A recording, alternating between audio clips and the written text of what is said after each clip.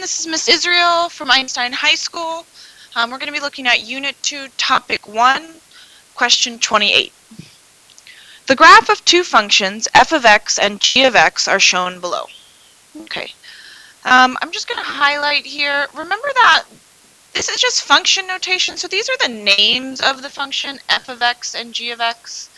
So I'm going to highlight here. Let's make f of x green. So I'm going to highlight f of x. There's our green function.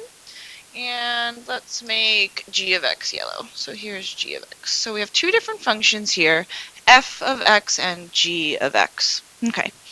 Let's answer our questions. For each problem, A, B, and C, write the correct symbol, less than, equal, or greater than in the box between the two statements. Let's look at these statements. I know I can't get everything on a full screen here. Okay, so here's our statements. So what we're going to do, we're going to use this graph and decide whether the left side is less than or equal to or greater than the right side. Okay, starting with A. So we want to know, is f of 2 less than, equal to, or greater than g of negative 1? So what do we know here? F of 2, remember we're dealing with the function f of x here. So for f of 2, we know that x equals 2, and we want to know what the value is there, the value of y. So remember, f of x is equal to y. So what is f of 2 equal to? F of 2, I'm going to do purple for this one. So when x equals 2, y equals 3. Okay? And g of negative 1. So this is g of x, and remember, g of x is going to equal y. So we know that x equals negative 1 in this case, and we want to know what the y value is. So when x equals negative 1, g equals 3 as well. So in this case, we know that those two are going to be equal. Okay. B, the x-intercept of f of x or the y-intercept of g of x. So let me just make a purple point here and a blue point. Okay, remember the intercepts are going to match the letter. So x-intercept means it's on the x-axis. So we want the x-intercept of f of x. That's our green graph. So we're looking for, when does the green grass cross the x-axis? And that's going to be right there. So that's going to be negative 1. Let me write that down. So that's going to equal negative 1.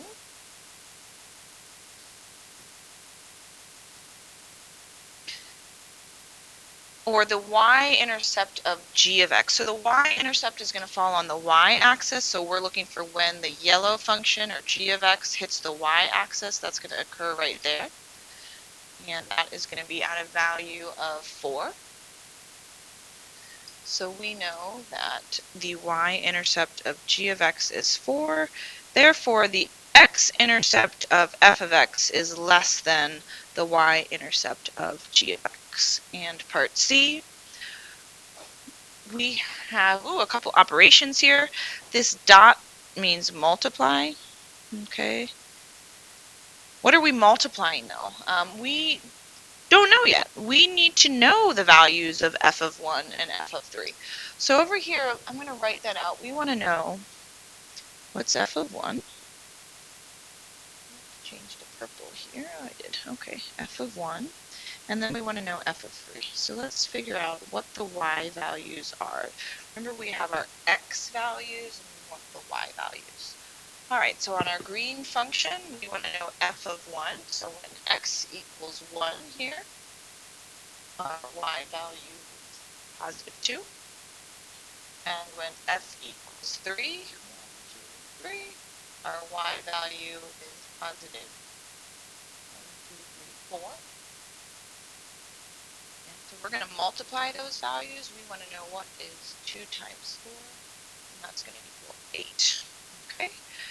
On the right side, we have our g function, so we're going to add g of -1 plus g of 2. So we need to actually figure out, well, what are those values? We don't know yet.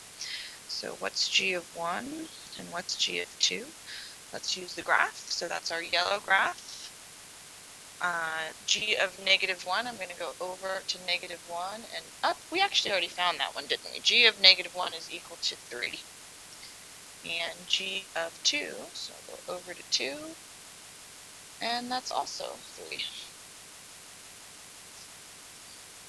And so we want to do 3 plus 3 here, which is 6. So in this case, the f function is going to be greater. 8 is greater to 6. And that's going to do it for question 28.